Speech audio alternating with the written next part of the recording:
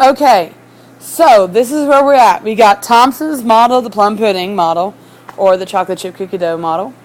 Ernest Rutherford gave us a planetary model. And today we'll talk about Bohr's model, the electron cloud, and energy levels. All right, electron theory of atomic structure. So I've been having you do spectroscopy, and I've kind of left out exactly why we're doing it, but I talked about there was a fingerprint. This is why we're doing it, because in order to get that fingerprint, we have to excite the atom. And when we excite the atom, we get, bam, light. And that light we can break up and see its parts. Okay. Notice, we're not looking at the atom to identify it.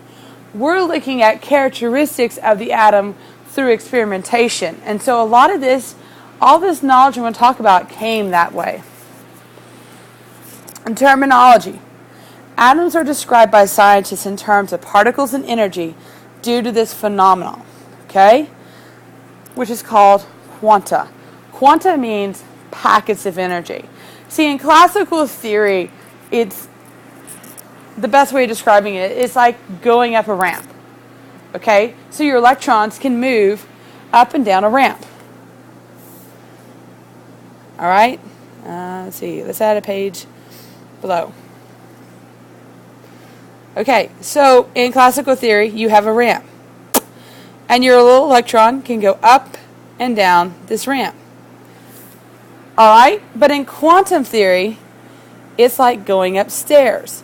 So the only way our little electron gets up the stairs, it has to have enough energy to get above or just right there with the line to go here.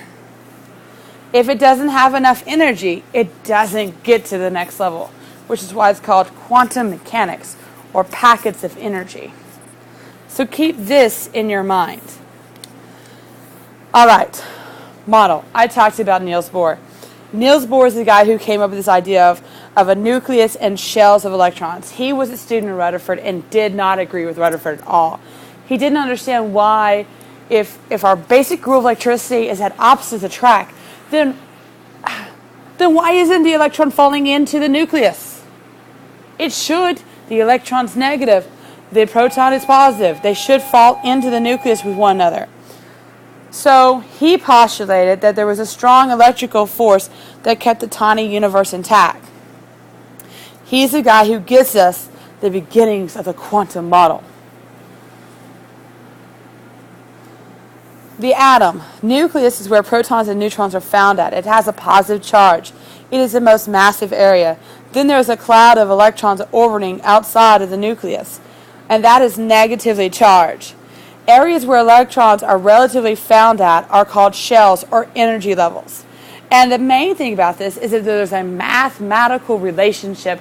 It is basically a probability that they exist there.